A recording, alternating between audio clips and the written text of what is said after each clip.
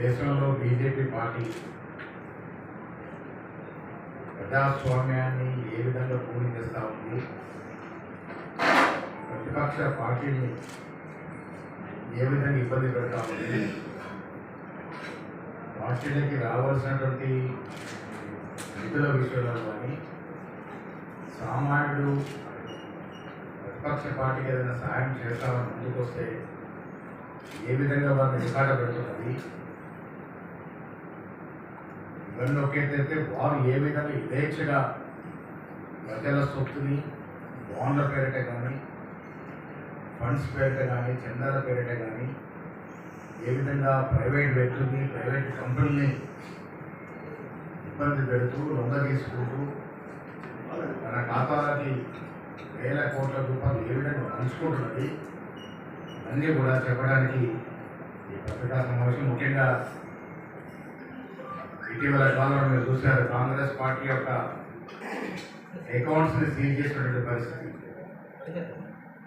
మాకు వచ్చిన డొనేషన్స్లో మా కాంగ్రెస్ పార్టీ యొక్క అకౌంట్స్ దాదాపుగా 4 బ్యాంకుల్లో ఉన్నటువంటి 11 అకౌంట్స్ని సీజ్ చేయడమే కాకుండా దాంట్లో ఫోర్స్ఫుల్గా 115.32 కోట్లు విత్డ్రా చేయడం, దాంతోపాటు 210 కోట్లని గత 11 అకౌంట్లు ఉన్నటువంటి 210 కోట్లని సీజ్ చేసిన సందర్భం 4 బ్యాంకులు. కారణం ఏమిటంటే విచిత్రమైన కారణం, ఇదేదో ఇప్పటి కేసు కాదు. దాదాపు 6-7 సంవత్సరాల క్రితం మాకు వచ్చినటువంటి 210 కోట్ల డొనేషన్స్లో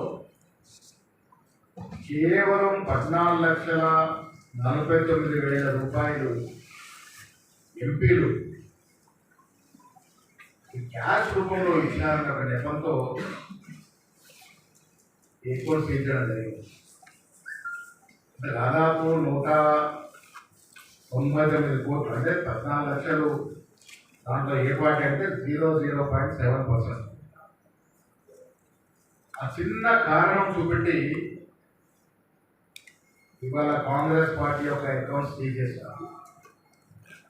7 సంవత్సరాల క్రితం ఇన్కమ్ ట్యాక్స్ ఇచ్చిన నోటీస్.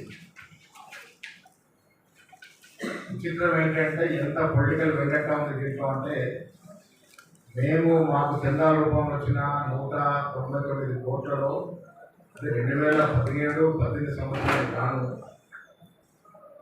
దాంట్లో ఒక చిన్న తప్పిదం గురించి తీరా ఎన్నికలకి పోబోతున్న సమయంలో, ఇలా పార్లమెంట్ ఎన్నికలకి పోబోతున్న సమయంలో ఈ అకౌంట్స్ సీజ్ చేయడం, దాంట్లో బలవంతంగా డబ్బులు విత్డ్రా చేయడం, ఇవన్నీ కూడా చూస్తూ ఉంటే రాజకీయంగా ఎంత దిగజారుతనానికి బీజేపీ పడినట్టుందో మనకు అర్థమవుతుంది. చిన్న తప్పిదం చూసి 210 కోట్లు సీజ్ చేయడమే కాకుండా మా ఖాతాలో ఎప్పటి నుంచో ఉన్నటువంటి దాదాపు 280 కోట్లని వాడుకోకుండా ఆంక్షలు పెట్టారు. ఈ డిపాజిట్స్ని సరైన ఎన్నికల టైంలో వాడుకోకుండా ఆంక్షలు పెట్టడం అనేది ఎంత దురుద్దేశంతో కూడుకుంది. ఎంత భయంతో మీరు ఎన్నికలు పోతా ఉన్నారు. దాదాపుగా 11 అకౌంట్లు 4 బ్యాంకులో సీజ్ చేశారు. Just before 3 weeks of the election. ఇక 3 వారాల్లో ఎన్నికలు ఉండగా మీరు అకౌంట్ సీజ్ ప్రక్రియ మొదలుపెట్టారంటే దీంట్లో రాజకీయ ఉద్దేశం, మీ యొక్క దిగజారుడుతనం, చిల్లరతనం దీంట్లో బయటపడతా ఉంది.